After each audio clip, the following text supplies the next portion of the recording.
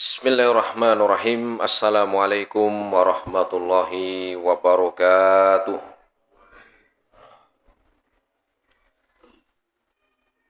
Innal hamdalillahi nahmaduhu wa nasta'inuhu wa nastaghfiruh wa na'udzu billahi min syururi anfusina wa sayyiati a'malina.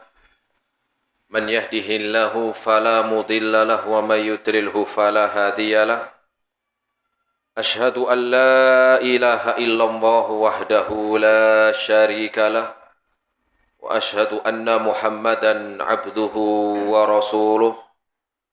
Qala Allah Ta'ala fi kitabihil karim, ya ayyuhalladzina amanu taqullaha haqqa tuqatih wa la tamutunna illa wa antum muslimun.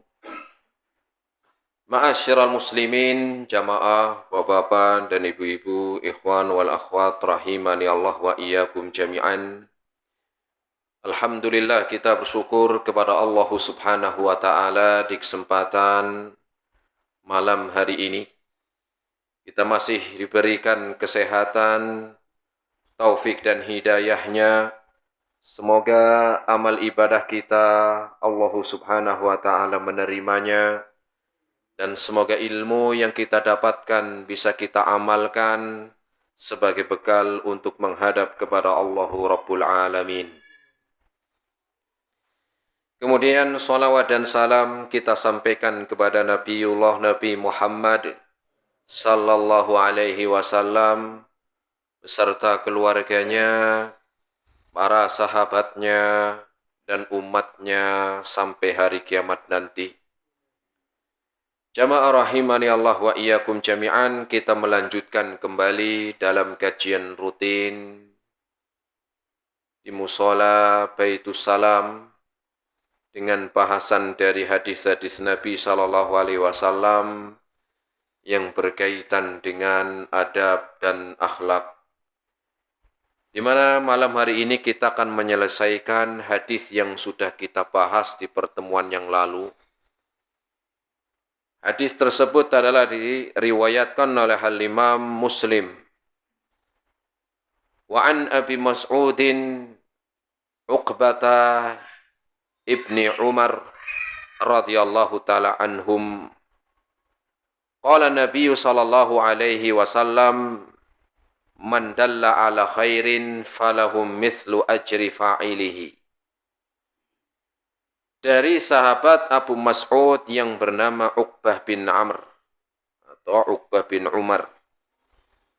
Rasul sallallahu alaihi wasallam bersabda, man dalla ala khairin, barang siapa yang mengajak atau menunjukkan kepada kebaikan. Barang siapa yang mengajak atau menunjukkan kepada kebaikan, falahu mithlu ajri fa'ilihi, maka dia mendapatkan pahala orang yang mengamalkan, orang yang melaksanakan yang dia ajak atau yang dia tunjukkan kebaikan. Hadis riwayat Imam Muslim. Di pertemuan yang lalu telah kita bahas pertama cara-cara di dalam mengajak kepada kebaikan. Kemudian pertemuan terakhir kita sampaikan siapa orang yang kita ajak. Dari mulai orang-orang yang terdekat. Orang-orang terdekat, ring 1 lah begitu. Kemudian seterusnya. Nah, malam hari ini kita akan selesaikan hadis ini. Ya. Biar nanti Ramadan sudah selesai hadisnya. Jadi ganti dengan hadis yang lain. Ya, tapi Ramadan libur jemaah. Berarti lanjutannya setelah Ramadan. Nah, bahasan terakhir adalah kebaikan masalah apa? Kebaikan apa yang diajak atau kebaikan apa yang ditunjukkan sehingga kok keutamanya besar banget dapat pahala orang yang mengamalkan. Dia dapat pahala plus dapat pahala orang yang mengamalkan, orang yang mengikuti. Kebaikan apa ini? Karena disebutkan mandalla ala khairin, kata Rasul. Barang siapa yang mengajak, menunjukkan kepada kebaikan. Kebaikan apa? Apakah yang dimaksud kebaikan akhirat atau juga kebaikan dunia? Atau dua-duanya? Nah, ini yang kita akan bahas, jamaah. Pertama disebutkan bahwa khairin, mandalla ala khairin, barang siapa yang mengajak kepada kebaikan. Maka kebaikan ini adalah kebaikan yang terbagi menjadi dua. Pertama, kebaikan yang tidak diragukan lagi adalah kebaikan urusan akhirat. Yang kedua, kebaikan urusan dunia. Semuanya ketika itu adalah kebaikan, maka bisa mendatangkan pahala. Ya. Pahalanya apa? Pahalanya untuk yang telah mengajak dan orang yang telah mengikuti. Kalau orang jualan, dia baru bisa dapat untung kalau sudah ada yang beli. Ya, kalau sudah ada yang beli baru untung. Ya, semakin banyak yang beli, semakin banyak untungnya. Kalau dalam urusan akhirat, dalam urusan yang berkaitan dengan kebaikan akhirat, ini apa? Bukan cuma dapatnya kalau ada orang yang sudah mau mengikuti. Tetapi dia ketika mengajak juga sudah dapat kebaikan, sudah dapat untung. Ditambah untung lagi orang yang mengamalkan. Jadi plus. Ya. Plusnya pertama, dia ngajak kebaikan. Ya. Mengajak kebaikan itu mau orang terima, mau enggak orang terima, itu sudah kebaikan. Dapat pahala, itu artinya. Ya. Mau ada yang mau ikut, mau enggak peduli. Yang penting tugas saya sudah menyampaikan. Tugas saya sudah mengajak.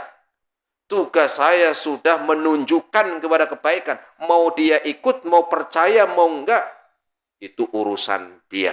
Urusan Allah yang memberikan hidayah.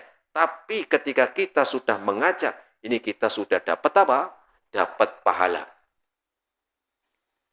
Walaupun nggak ada yang ngikutin, dapat pahala.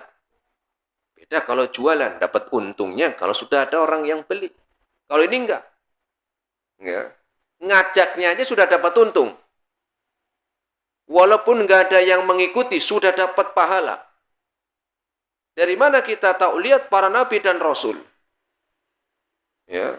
Rasul mengatakan dalam hadisnya, ketika Mi'raj, ya, Isra, Mi'raj, ketika Mi'raj Rasul ditampakkan.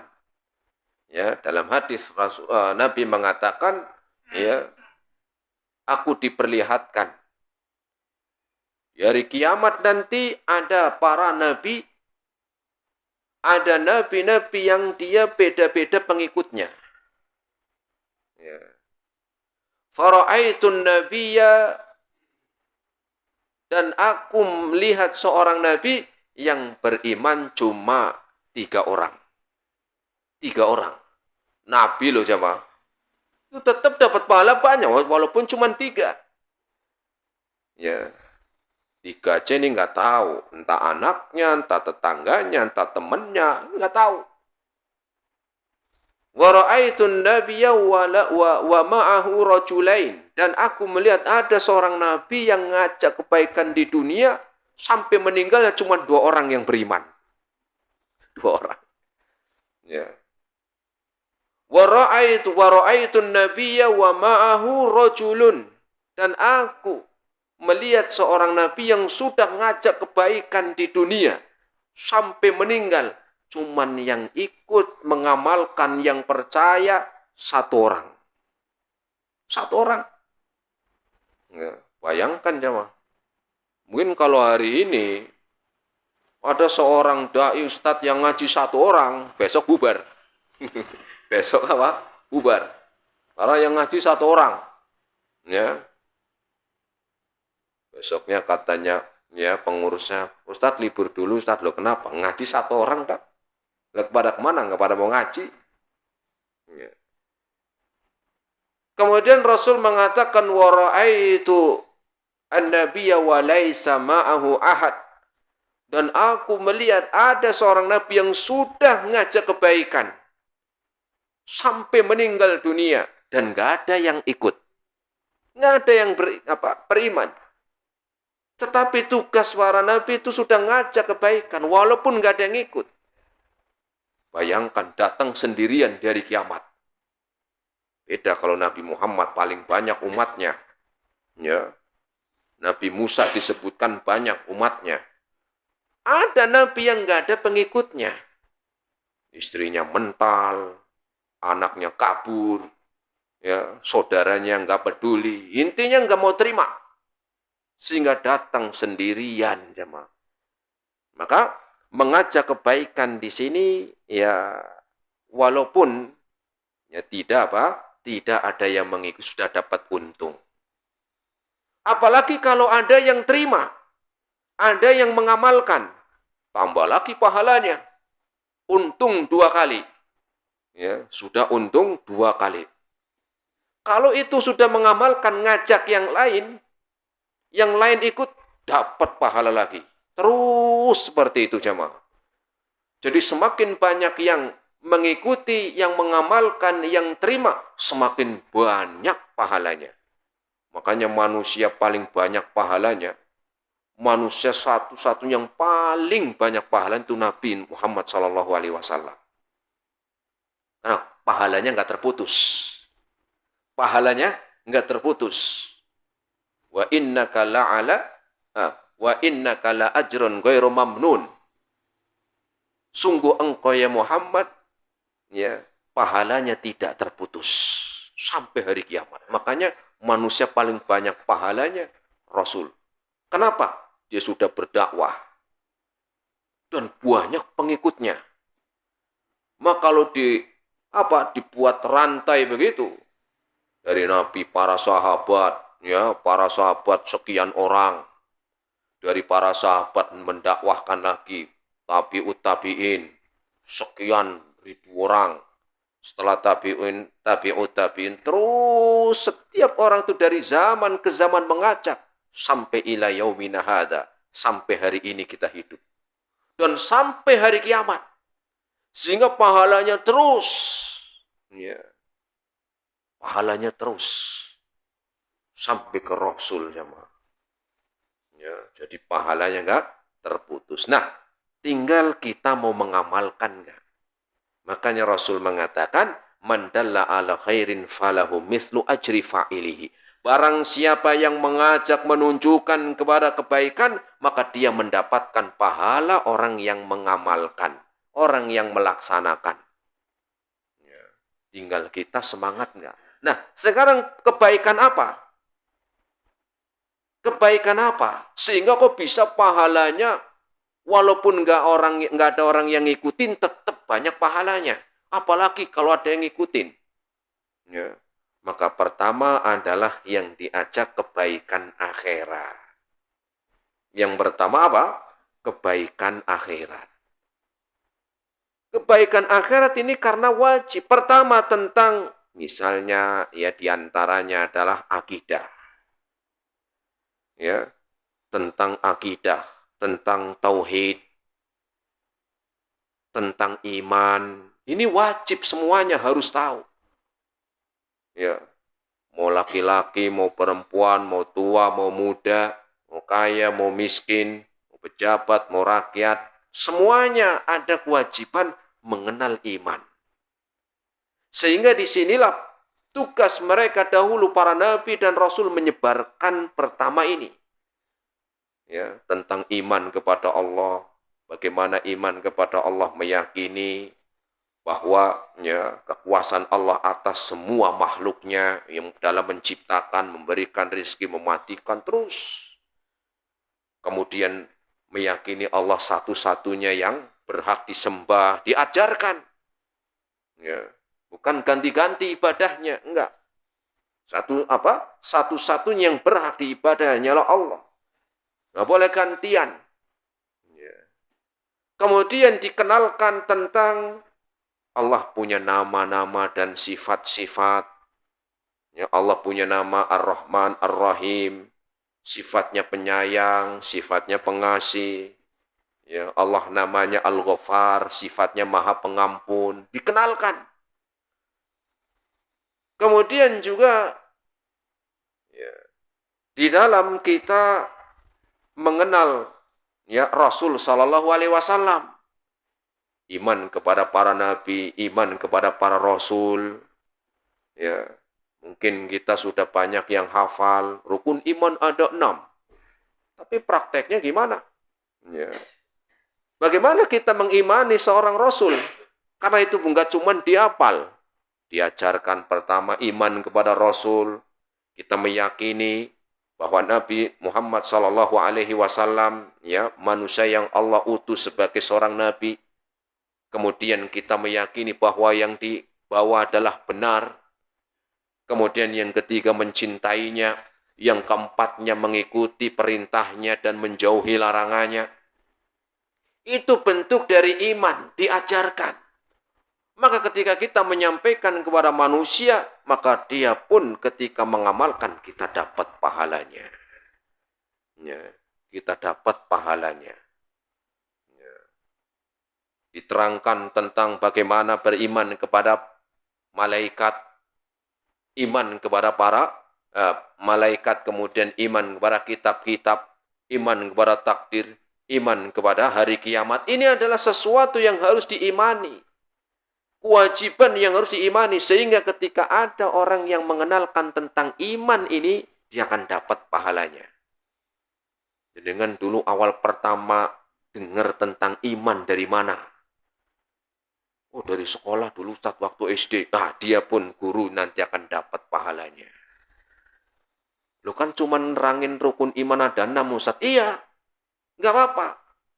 Walaupun mungkin dulu guru kita waktu SD belum menerangkan secara detailnya bagaimana rukun iman yang benar, tetapi minimal dia sudah mengenalkan kepada kita iman.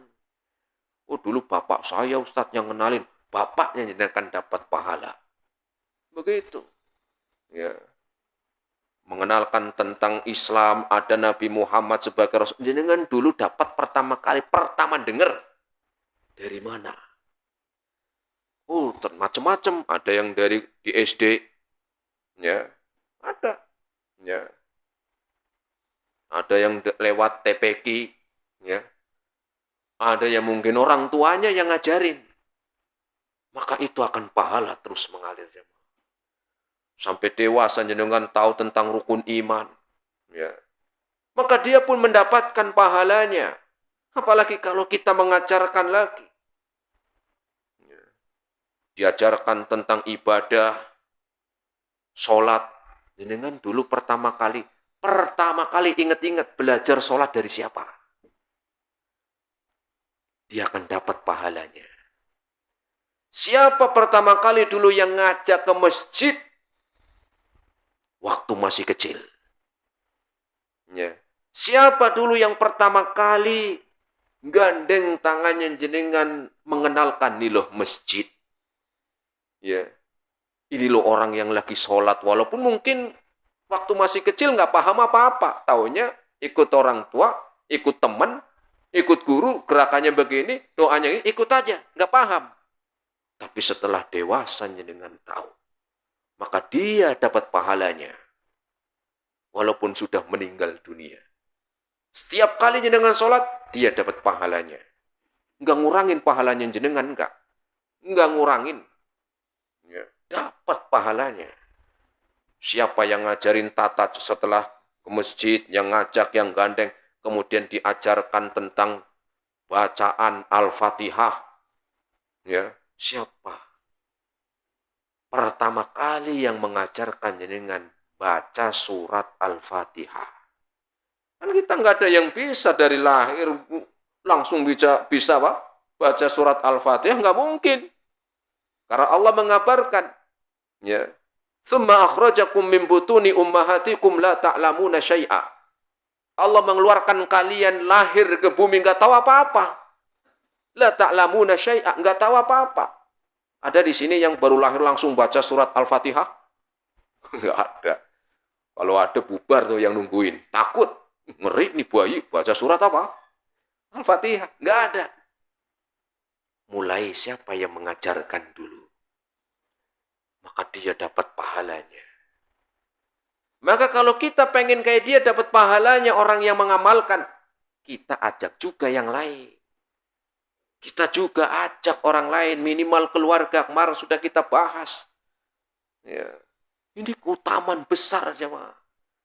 Proyek besar akhirat. Nggak cuma proyek dunia nih. Proyek dunia mungkin dapatnya di dunia doang. Ini proyek akhirat masalahnya. Yang waktunya jauh lebih panjang. Ya. Dengan baca Quran. Siapa dulu yang ngajari? Pertama kali jenengan ngajarin A. Yang mengenalkan huruf B. Siapa dulu yang mengajarkan huruf Sa? Siapa? Jangan mentang-mentang sekarang udah jadi ustadz ngeremehin guru TPQ.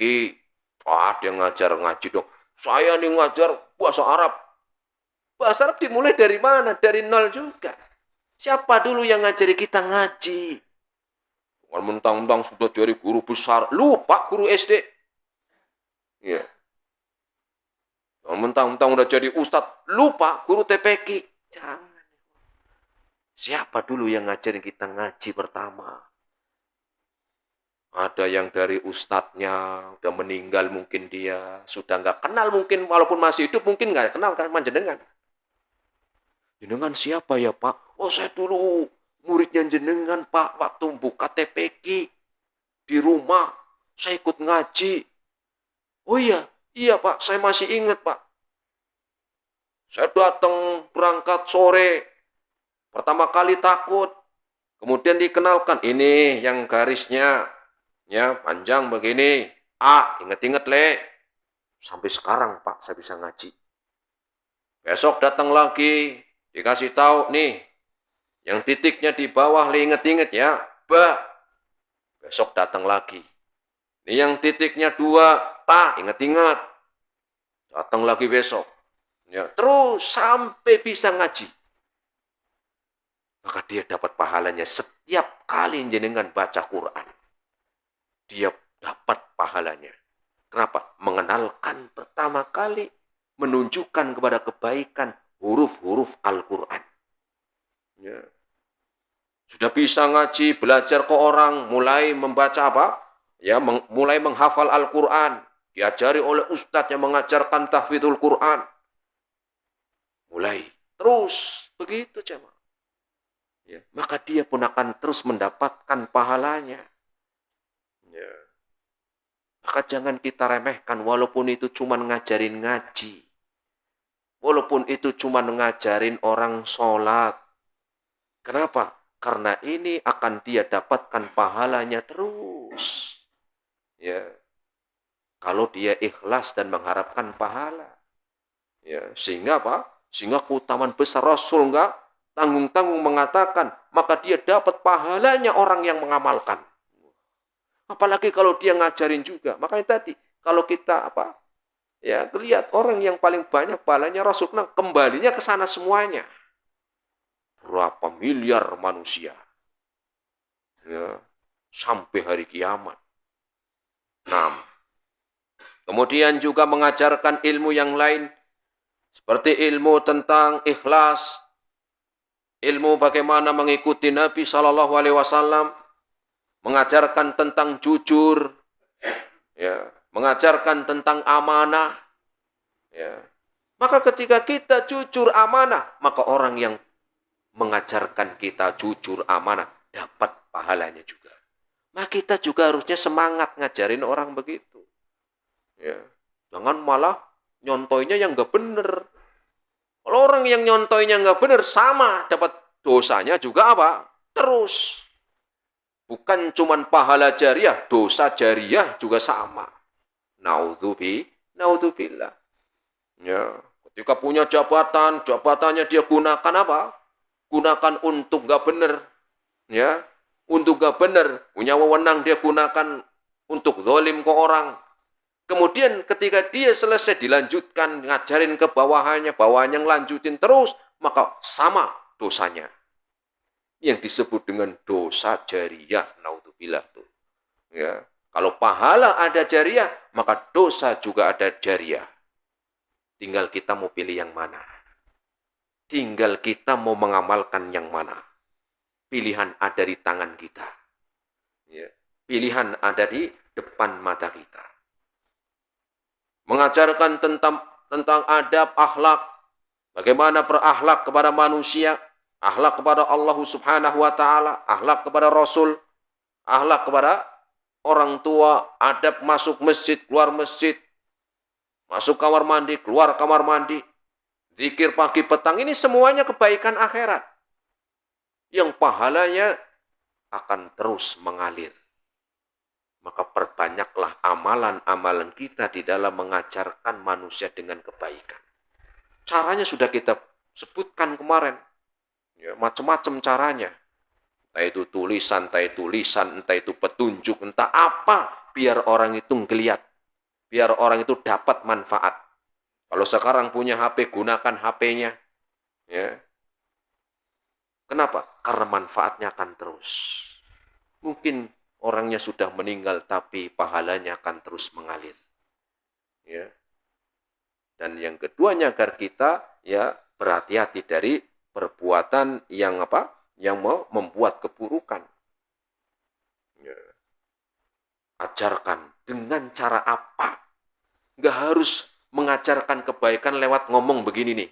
Nggak harus begini. Ini kan sesuai ya kemampuan kita. Kita bisanya mungkin lewat ini. Ada yang lewat mungkin jabatan.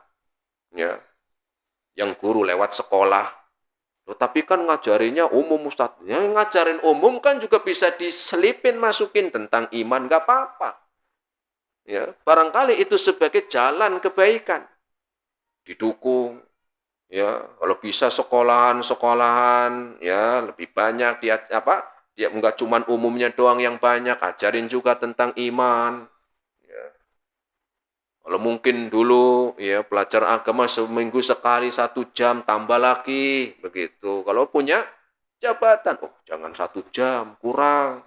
Berapa Pak? Nanti tambahnya ya 2 jam lebih lah, lumayan. Ya, begitu, biar tambah manfaat. Nggak cuma umumnya doang yang sepekan full, tapi agamanya, rohaninya nggak pernah diisi.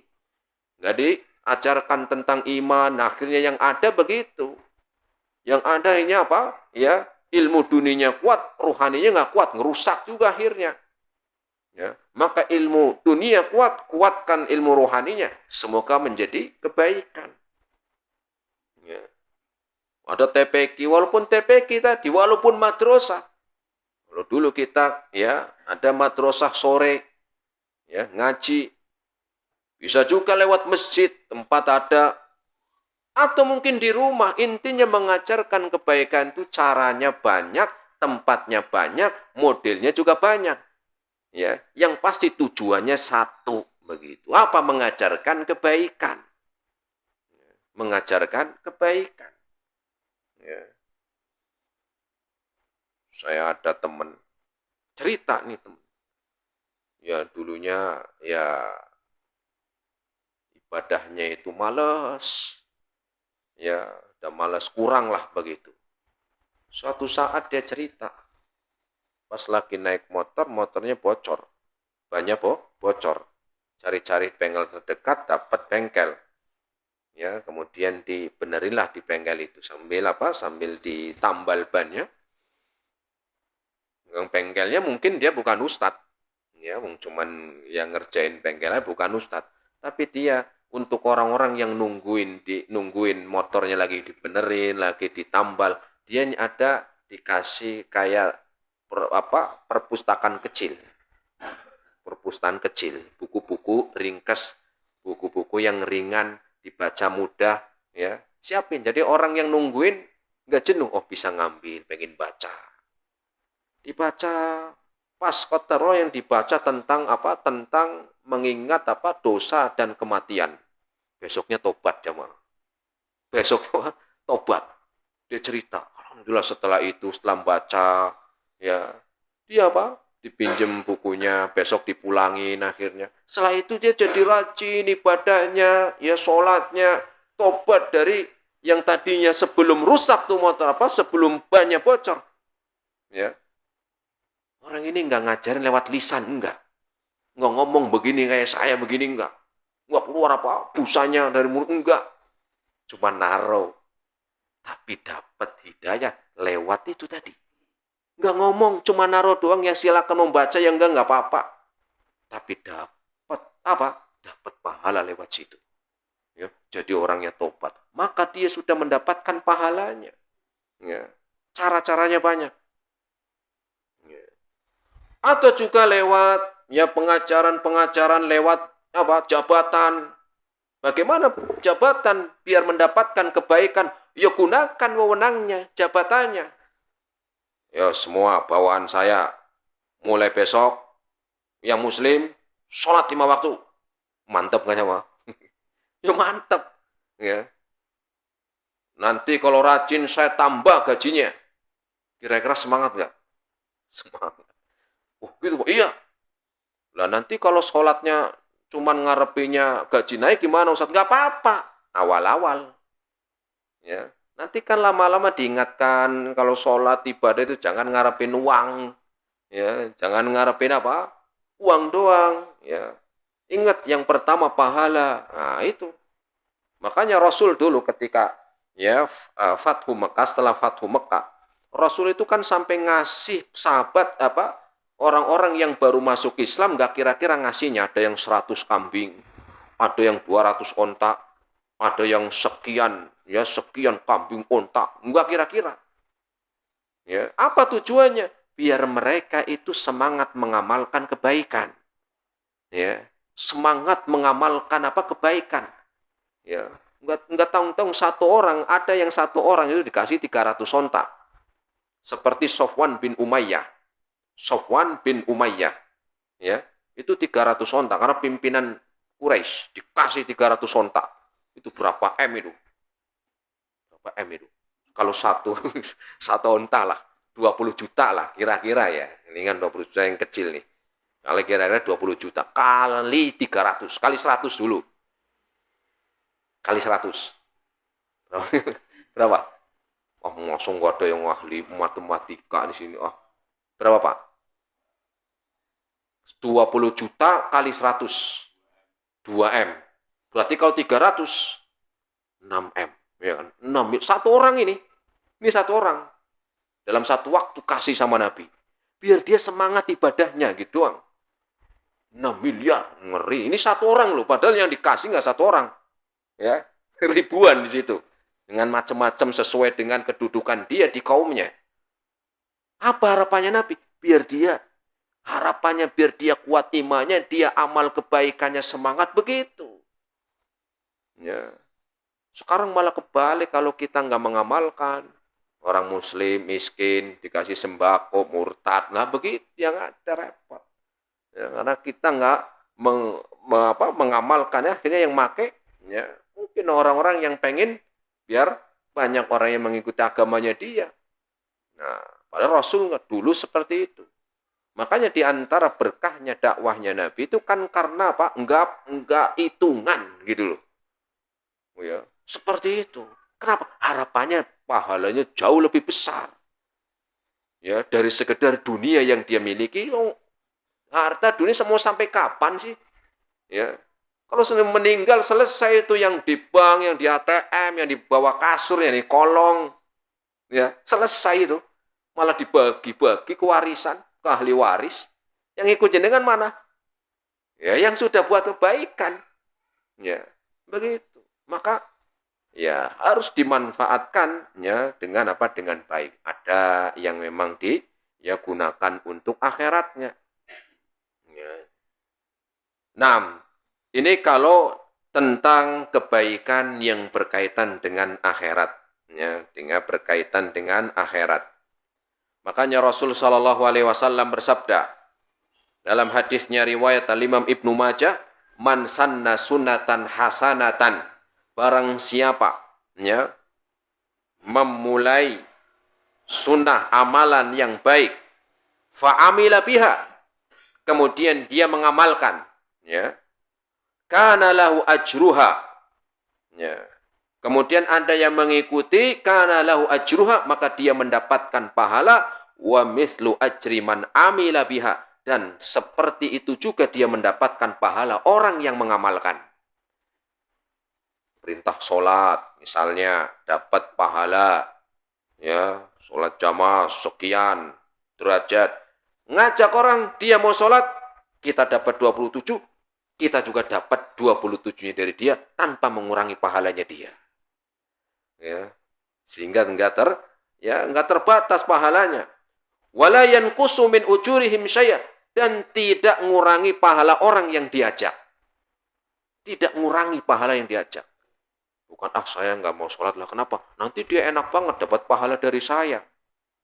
Ya, bukan. Nanti pahala saya berkurang gimana? Diambil sama dia. Enggak ngurangin. Enggak ngurangin. Ya, tidak mengurangi sama sekali. Ya. Nah, apalagi kalau dia juga semangat ngajak orang lagi. Man dalla ala khairin falahu mithlu ajri fa'ilihi. Kemudian kalau sekarang amal akhirat yang kedua, amalan dunia. Kebaikan dunia, apakah juga dapat? Kalau akhirat jelas tadi, ya, urusan akhirat ibadah jelas. Sekarang kalau kebaikan dunia, ya, ilmu dunia, ngajarin orang ilmu medis, ngajarin orang ilmu pengobatan Islami ataupun pengobatan modern, ngajarin masak, ya kan ada nggak yang nggak bisa masak? Ini kan ilmu dunia, ya, ngajarin elektronik, ngajarin biar bisa, ya, jadi bengkel, ya, macam-macam lah ilmu-ilmu dunia itu nggak, ya, terbatas juga banyak. Apakah itu juga mendapatkan pahala sebagaimana yang diajarkan seperti urusan akhirat? Maka yang pertama, tentang hukum ini, ya. Pertama, tentang ilmu akhirat, ya, seperti tadi iman, ini wajib semuanya. Wajib semuanya. Ya, wajib semuanya. Mau miskin, mau kaya, mau pejabat, mau rakyat, dia ada kewajiban mengenal iman. Mengenal Allah Subhanahu wa taala. Ya. Sehingga kalau ditinggalkan, dia dosa. Ya, meninggalkan dia berdosa. Nah, sekarang kalau ilmu dunia bagaimana? Ya. Pertama, kalau ilmu dunia,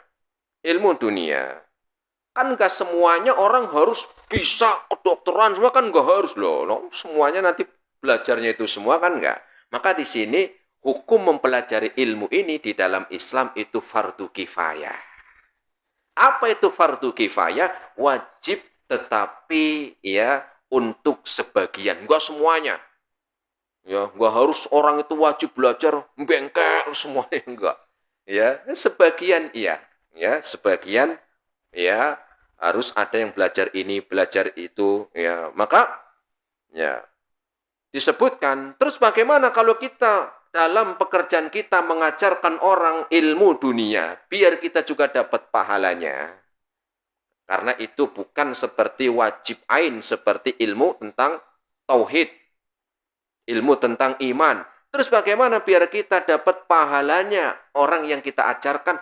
Wong cuman kita bisa ngajarin masak, cuman kita ngajarin elektronik, kita cuman bisa ngajarin ilmu kedokteran. Bagaimana biar kita itu dapat pahalanya juga mengalir? Maka yang pertama, ya, harus dia niatnya tambah. Bagaimana? Bukan cuman mencari harta. Ya, tetapi juga untuk Islam dan kaum muslimin, ingat untuk memperbaiki atau untuk memajukan untuk Islam dan kaum muslimin. bukan cuman untuk pribadi, bukan cuman untuk biar naik jabatannya, bukan cuman untuk nyari uang doang, tapi harus disertai dengan niat yang ikhlas. Ya, bagaimana niat yang ikhlas? Misalnya, ini orang nganggur, ya orang nganggur, nggak punya kerjaan, diajarin bengkel elektronik, diajarin, semoga dia bisa menafkahi keluarganya dari yang saya ajarkan. Semoga dari ini saya bisa menolong, ya membantu, ya. Dan Rasul menyebutkan barang siapa yang memudahkan menolong hambanya, maka Allah akan tolong di dunia dan akhirat. Maka bisa jadi, walaupun dia cuma ngajarin ilmu dunia, tetapi juga dia dapat pahala. Kapan? Kalau ya dia ingat bahwa di dalam mengajarkan ilmu dunia itu bukan cuma untuk perutnya sendiri, bukan untuk kebutuhannya sendiri, tetapi dia juga ada kewajiban atau dia dalam mengajarkan ilmu itu untuk kebaikan Islam dan kaum muslimin. Untuk kebaikan Islam dan kaum muslimin. Maka yang aslinya hukumnya tidak fardu kifayah dalam mempelajari itu, tetapi dia mengajarkan orang dapat pahalanya. Makanya Rasul bersabda, innamal a'malu binniyat. Ilmu itu, innamal a'malu binniyat. Amal itu tergantung dengan niatnya. Ya. Nah, kita lihat ketika salah seorang ulama ditanya tentang ya hukum ya di dalam mempelajari ilmu dunia dan juga mengajarkan. Apa kata ya Syekh Abdul Aziz bin Baz rahimahullahu taala menjawab, "Falistighalu bil ulumi dunyawiyati allati tunfi'ul muslimina in kana lillah." Maka ketika dia belajar ilmu dunia, macam-macam ilmu dunia, ya. Kalau enggak, jangan sampai malah meremehkan ilmu dunia juga, jangan. Ya, nggak penting belajar itu mesin, nggak penting lah. Kalau nggak ada yang tahu gimana kemajuan umat Islam kan dari situ juga. Ya, jangan meremehkan kalau nggak harus semuanya agama terus. Ilmu dunia juga penting yang berbagai macam, ya berbagai macam caranya itu juga Pak. Berbagai macam ilmu dunia itu juga penting untuk memajukan umat, untuk Islam dan kaum muslimin. Maka pahalanya dia dapat. Maka Falistighalu bil ulumi dunyawiyyati allati tunfi'ul muslimina in kana lillah. Iya, dia akan mendapatkan pahalanya dengan menyibukkan belajar ilmu dunia atau dia mengajarkan ilmu dunia dan dia mengingat bahwa dia memberikan manfaat kepada Islam dan kaum muslimin. Nggak cuma tadi uang doang, jabatan doang. Enggak, tetapi dia ingat di dalam memberikan manfaat ilmu dunia untuk Islam dan kaum muslimin, in kana lillah. Dia berarti niatnya karena Allah. Dapat pahalanya juga jemaah. Ujiro alaiha, maka dia akan dikasih pahala besar. Walaupun cuma ngajarin apa yang remeh pun nggak apa, yang penting itu baik.